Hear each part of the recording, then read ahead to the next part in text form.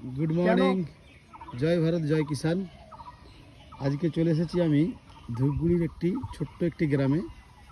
গ্রামটির নাম হচ্ছে কি ঝাড়মাগুরমারি।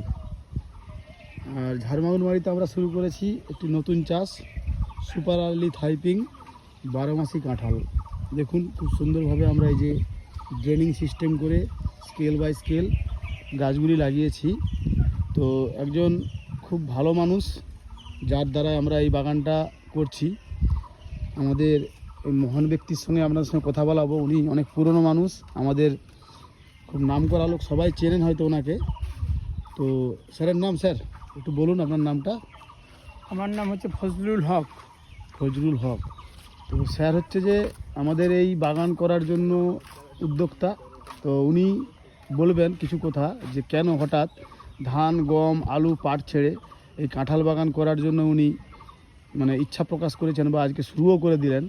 তার জন্য ওনাকে কিছু বলার জন্য আমাদের যারা কিষান রয়েছেন, যারা আমাদের ভারতের কিষান রয়েছেন, তাদের জন্য কি মেসেজ দিতে চান এবং এই চাষ সম্বন্ধে ওনার কাছে কি মেসেজ আছে, তো ওনার মুখ থেকে একটু শুনে নেব। স্যার একটু সংক্ষেপে কিছু বলুন।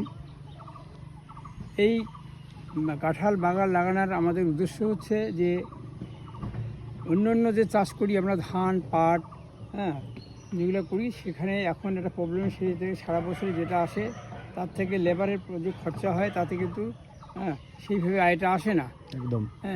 এখন ফলমূল বাগান লাগালে তার জন্য এটা সারা বছরে একটা ইনকাম আছে এবং তার থেকে অনেক বেশি ইনকাম হচ্ছে এবং এটা অনেক মানুষ উপকৃত হয়েছে।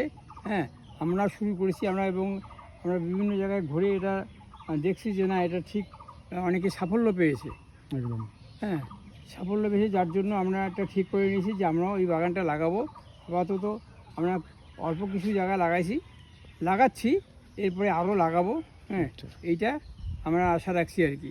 তো স্যার আমাদের এই ধূপগুড়িবাসীর জন্য আপনার কাছে কি মেসেজ রয়েছে, যাদের কাছে উঁচু জমি রয়েছে বা যারা এখনও ওই ধান, গম, আলু, পাটের মধ্যেই পড়ে রয়েছেন, তাদের জন্য আপনি কি বার্তা দিচ্ছেন? তারাও কি এই চাষ শুরু করতে পারে? তারাও কি এই চাষ করলে পরে সাফল্য অর্জন করতে পারবে?